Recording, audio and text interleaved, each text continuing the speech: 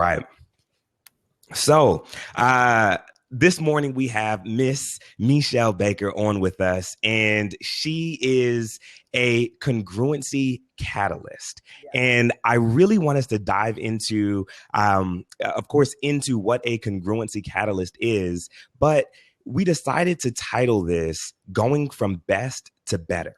And normally we hear people say, well, there's, good, better, best, or there's generally best kind of at the very top. But you're essentially saying that there's a way to go from best to better. So Yeah. how does an individual go from best to better? Thank you for the question, Coy.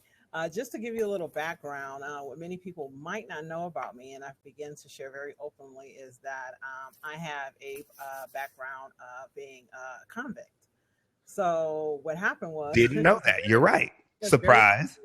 very many moons ago, upon release, I was like many. You're unable to acquire jobs. You're unable to get these roles and these jobs that even though you're qualified, you've made a mistake, and now you have to pay penance. Yeah. Now you have to live with the results of your actions. And I vowed that I would never go back. And so in doing that, I was willing to take whatever I had. And I understood that if I gave my best, all I could give, whatever the job title was, showed up early, stayed late, started watching people and observing, became the solution. Managers and bosses would go, how did you know to do that? And I'm like, I've worked here for however long. How would I not know? Yeah. You know what I mean? So became a very intuitive about my surroundings and whoever I was serving. I took ownership for my role. So even though I was an employee, I had an entrepreneurial mindset in my job. And then I took full and complete ownership of that role. And from that, I noticed that I was always given opportunities, promotions, raises, and it just became a way of life. I was just like, as time went on, the record was no longer an issue because I had a lot of references, recommendations, and raving fans, created them early on. Yeah. It was no longer an issue, but what I found was the way of life was so delicious. So amazing. It was just a feast for me. And I mean, I never had a job I didn't like. I didn't go get jobs just because of money. I researched companies so that I could come along and believe in their vision and uphold their values. And as long as those values were congruent, aligned with mine. Got it. That way I can give my best. So when you're working and doing things that you truly don't believe in, but you just want money, you are going against every core belief you have. And it becomes a chore and a job instead of a joy. Okay. So let me pause you there because I immediately begin to think for all of the individuals who are out there that are saying that, hey, I want to do this, I want to do that, but right. And they start to think of those never lies, as I like to call them, right? I'll never do this, or I'll never be able to do that, or because of this, I'll never get that. And here we are now. You were saying that you were a convict. Yeah. You actually served time. You had a record, but you did not allow that to stop you. You did not you did not listen to those never lies that were happening and going on in your mind. Stop you from saying, hey, I'm going to go out and I'm going to go and get what I want. Exactly. So one, I want to make sure that we really point that out. Two, I want to commend you for that. And three, I want to ask you a question about being an employee with an entrepreneurial mind, because I know we've got a lot of employees that are out there, or a lot of individuals who are working for companies and or organizations, and they say to themselves, you know what? I've got this idea. I want to start a company. I want to start a passion project. I want to do something else. I was created for more than just this particular position. Yeah. So to get them out of listening to those never lies, how can an individual who is an employee think like an entrepreneur and begin to start making steps to journey into that entrepreneurial lifestyle?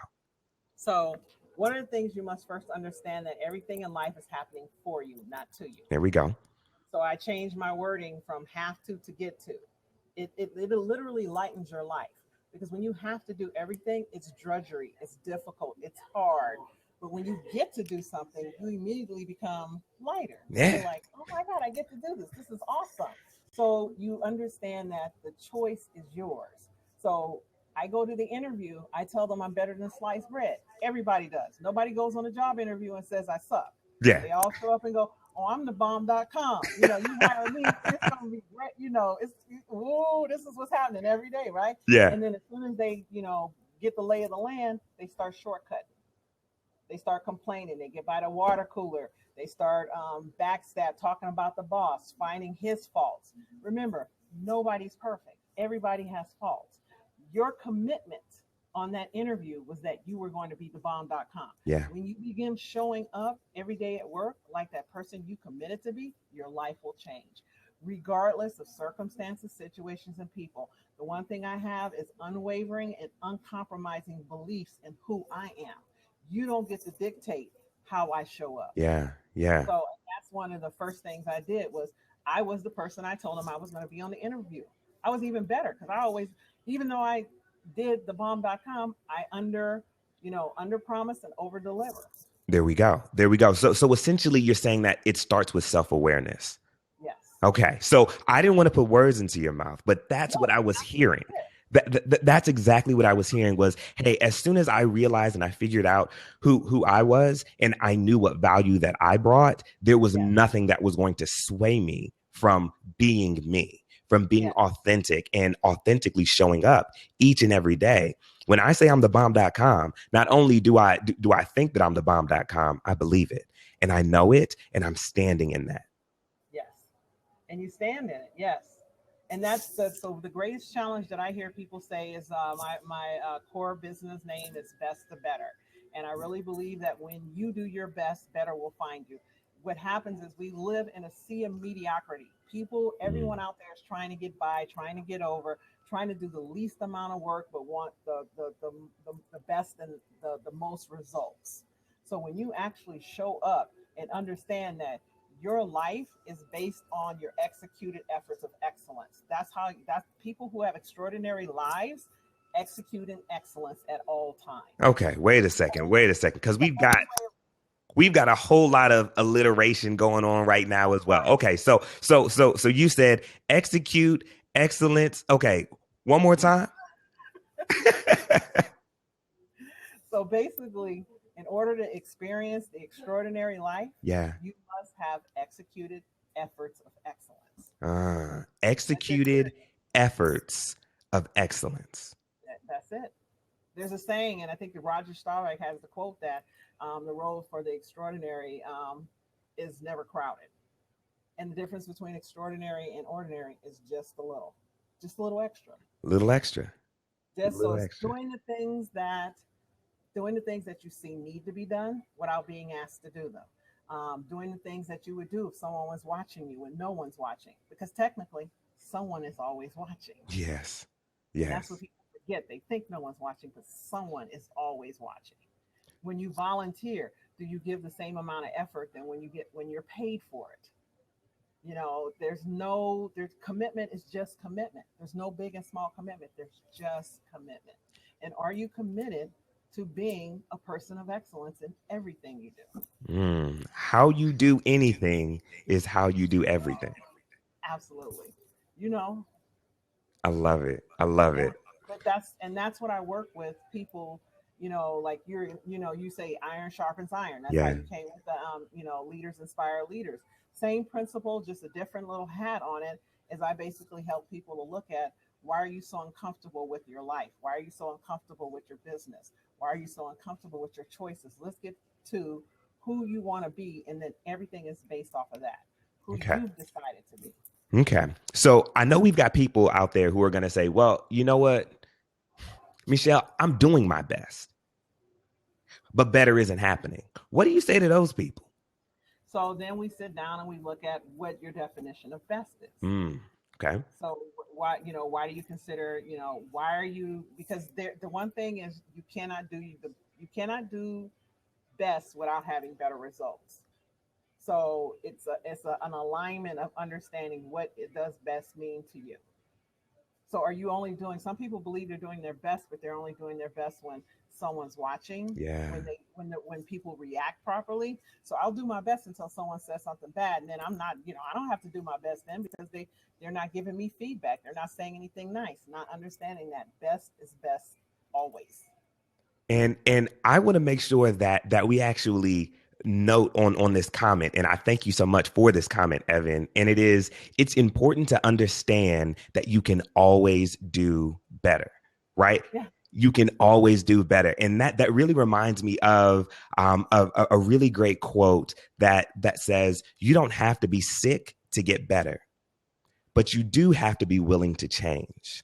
Yeah. And for the individuals out there who want to get better, for the individuals out there who want to get to that best, you have to know that you do not have to be sick in order to get better. You can continue to strive, and you can continue to become better and better and better and get to your best and get to your best. So you were talking about being a congruency catalyst.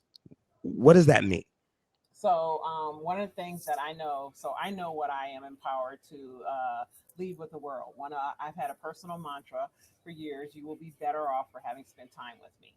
Now, what that does is, me being a person of faith means that every individual that I encounter, I leave them better off, either by complimenting them, giving them a hug, giving them a kind word, listening to them. Sometimes I even pray with people, depending on the circumstances Yeah. and the situation.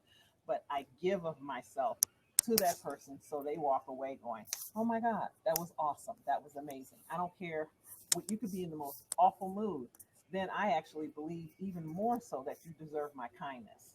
So I don't meet, you don't get to say who I am, right? So from that, what I actually do is, then I start to, I'll work with someone, and I'll actually look at, um, what are your choices? Where are you struggling?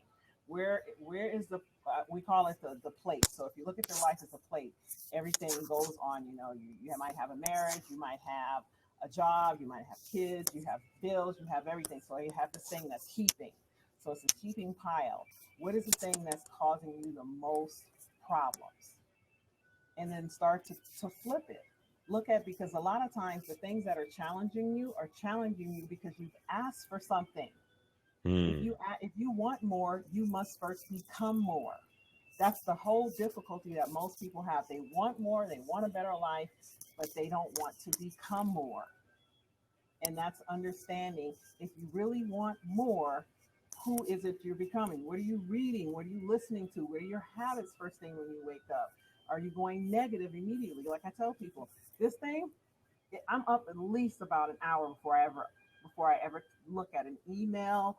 Social media takes me about 2 hours. First thing I do is meditate, and then I put on something empowering, encouraging, and edifying. Yeah. Yeah. So what is it that you're doing to create this that you say you want? And why do you want what you want? Yeah. It's Yeah. another thing. Do you want it because someone else down the street has it? Your neighbor got a bigger house, they got a better car, she got married, you want to get married. Why do you want what you want? So you become what you invest in. You become And what you it's invest super important to know that. I mean, okay, so for example, Meshell, whenever you squeeze an orange, what do you get out? Orange juice. Exactly. So what are we feeding ourselves, right? Yeah. When if someone were to squeeze you, what would they get out of you? If the pressure's on, if your back's up against the wall, what are people going to get out of you? Whenever you show up, what are people getting when they get you? What are you investing in? Just as you were saying, Meshell, about turning off the phone or not hopping on the phone immediately whenever you wake up, giving yourself some time to process and feeding yourself with positivity, feeding yourself with motivation, feeding yourself with those with gratitude, right? And then greeting others with gratitude. Right. I mean, it really, really has a profound effect on not only who you are, but as Evan was saying, who you attract. Because Evan so eloquently put, you attract who you have become. Yes. Yes. So that's the Jim Rohn quote, who Oh, I heard that quote years ago. And it changed my life. You are the average of the five people you spend the most time with. And that was like when I first stepped into my entrepreneurial endeavor, or right before it. And I heard it, and I just really went, "Oh God!" I felt like I was going to hurl, seriously. Yeah. And it was because I knew I had been spending my efforts trying to convince people of my Mm. dreams versus being around people who believed in me. And then when I would tell them, they would help me activate the dreams. So that's what most people have dreams, but they surrounded themselves. All their efforts are going to trying to convince people. Move, Yes. find people to help you activate, and then all you do is talk about it, and then the effort is used to actually implement, to apply, to take action. Yes, yes, yes. That was something that I struggled with, and even sometimes still struggle with. I actually had a conversation not too long ago. It was at a South by Southwest pre-event, and while I was there, I found myself essentially explaining to a gentleman what I did, and every time I would explain to him what I did, he had a rebuttal, almost as if I shouldn't be doing what I'm doing. And why do you label it that way? And why do you only help these people? And why don't you think about doing this? And it was the more and more that I was there and I had the conversation, the more and more that I really realized that I had to stop explaining myself. Right. Exactly. As soon as I realized that people only understand from their level of perception. Yes. And that was something that I really had to digest and become comfortable with, because there's going to be a lot of individuals who are out there that either don't like what you do or don't understand what you do, and because Right. of that they want to tell you what to do. Right. And But the ones that go no, ahead. go ahead. No, go ahead. I was going to say the ones who spend the most effort on telling you what to do are generally not doing anything themselves. Because when you are busy fulfilling your purpose and living your dreams, you do not have time to be worried about what other people are saying. Exactly. It's the Period. spectators who say the most Exactly. because they're sitting on the sideline. They're not in the game. Yeah. And just as Evan put here in the blab, walk away from the why people, Exactly. right? If there's people who are constantly saying, hey, well, why do you do that? And why do you do this? And why do you do that? Right? Don't get me wrong. There's nothing wrong with some healthy criticism or constructive feedback, or individuals trying to, of course, help and guide you. But you've got to know when an individual is around you who's constantly asking you why. Yes. And if they're only asking you why for why's sake, get Yes. away from those people. Those are individuals who are going to end up slowing you down. Those are individuals who are going to end up having you rethink. Those are individuals who are going to end up setting you to stuck, Right. to where you're there and you're sitting and you're stuck and you're wondering why you're stuck. And the reason you're stuck is because you have surrounded yourself with the wrong people. Right. And Evan made a comment that I'd like to expand on. He said, even walk away from the why customers. So when Mm, I'm working with entrepreneurs and business owners, we look at the congruency of everything. Whatever you value, if you have filled your rouster, if you have rouster of customers that you get irritated, or you're you become disappointed or frustrated when you see them, you need to walk away from that. It's a life of creating congruency in every area. Work with people of the same values. Only take customers that are yours. I think about the raving fans again. If you have someone who is not quite the fit, give that customer to someone you know who can serve them best. Because now you have two people. You have, I call them the ambassadors. Your yeah. raving fans and ambassadors. So you have the person who received what they needed from the other person. They are a fan of yours as well, and you have the person you refer to. Again, now you have two people out there who, if your name comes up, oh my God, Koi is amazing. Yeah, yeah, yeah. That. So versus if you work with that person who really, and I always say, if you have a customer that every time you see their number you get frustrated, there's no way you can leave them with an exemplary experience. You cannot give what you don't have. There we go. You cannot give what you don't have. So I'm going to point this question to you, Meshell. And Evan, I would love for you on the Blab to, of course, give us a little feedback on this one as well. And the question is, here I am and I'm starting out my business and you're telling me to get away from customers. But since I'm starting my business, I want all of the customers, don't I? So what do I do? At that point, you just have to be honest. If you're not able, you can start working with them. If you're not able to give them the service, then you're going to have to either hand them off or find someone to come in and pinch it with you, or you just have to look at it and just suck it up and go, you know what? I know that this is the beginning of my business. I'm going to do whatever it takes. That's where the extra effort might come in. Like if it takes you getting extra, then you're going to have to find, okay, this customer does get on. It's not exactly what I'd like, but here are the qualities I do like about them. So focus on the positive. What is the positive outcome of it? So when you're seeing that number, think, oh my God, this is a paying customer. How fortunate am I? My phone is even ringing. You're going to have to turn that situation into a positive until you build up that revenue stream where you can start to fill. But I always think of it, to me, everybody who's handing you money, you should be happy when their number rings. Okay. So essentially changing that mindset from a I have to I get to, as what you were saying before. So okay, so we've got Evan, and Evan says that you can't build a business out of desperation. Oh no, you can't build a business out of desperation. No, but I do understand that sometimes people just need to pay the bills. So you're going to have to look at that situation if they're already on the roster, or if you're in a situation where you just have to pay the bills. You're going to have to again change the mindset, but know that that's not something that you will continue to do. It's not a behavior or a habit that you're going to continue to build. Understood. Many people that I start to work with, they have a roster full, packed with people that they're just not congruent. So, So and I'm not gonna say get rid of all your customers. I would never tell anybody that. That's not wise. Let's so look at let's look at your intake process. It's generally what needs to happen. there we go. So that was going to be my thing. One, how are you attracting these individuals? And then here's another thought.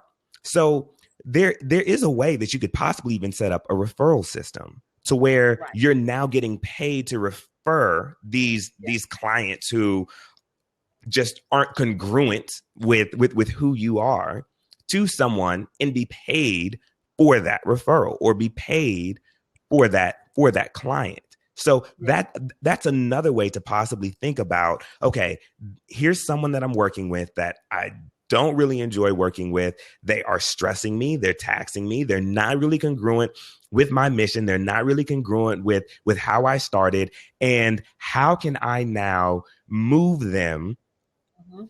so that I can be able to serve the individuals that I was created to serve. You have to understand that every single person who you are serving that you are not supposed to be serving is taking up a spot for the individuals that you should be.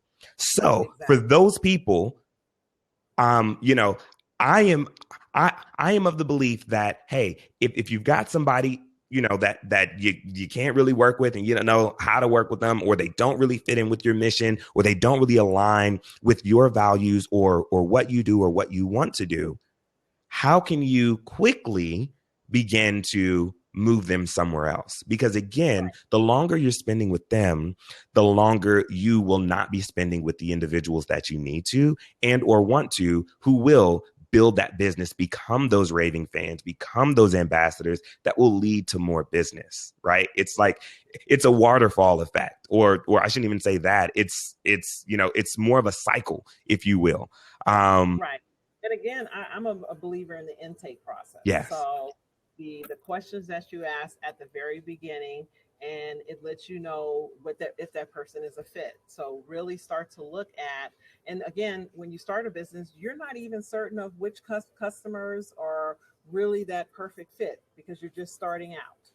So that's where sometimes you'll end up with that on the roster. And I'm not saying, throw the baby out with the bathwater. Understood. saying is you have to refine as you go. You have to look at the ones you really enjoy. So where did they come from? How did you find them? Where are their watering holes? Do they have people they can refer you to?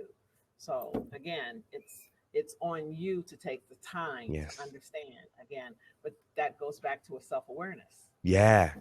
That goes right back to that self-awareness piece. And it goes back to R&R. And for me, R&R is revisit and refine. So many times we set out this plan and we just think the plan is just going to work forever. And you need to make sure that you are always revisiting and you are always refining. You're always refining because you can Absolutely. always get better. It can You can always be always, better. There can always be right, more clients. There can always be a better way to serve those clients. right. There can always be better. The challenge that I have, and even from the when I first started, was um, the my roster has never been a challenge because I absolutely love what I do. So I love what I do to the point that it exudes from me, so it becomes contagious, and that's one of the things I talked about. People, again, in my talks and coaching, is if you're not excited, if people cannot visibly see your excitement, and if the passion is not just oozing off of you, then why should they be excited about doing business with you? Yeah. It's contagious. People love being around people who are joyful, happy, focused, purposeful, have meaning. It's a power that really draws them onto. It's like you cast a net and you pull it up and it's just popping with fish. So You cast the net, you pull it up, and it's just popping with fish. popping, Yeah. popping with it. So I know that we are starting to get to, of course, the end of our time. And as we're now getting to the end of our time, I do want to, of course, ask you how the individuals who are out there who are listening and, of course, here on Blab can get in contact with you and what you're currently passionate about right now. I'm very passionate right now about building out the best to better. It is my helping people move from uncomfortable to uncompromising. That's the biggest challenge that I've seen with people I work with. What I love to let people teach people, have people create habits and strategies so that they can become uncompromising in the way they give business and the service that they offer, how they show up, and how they're unwavering in their values and beliefs and standards.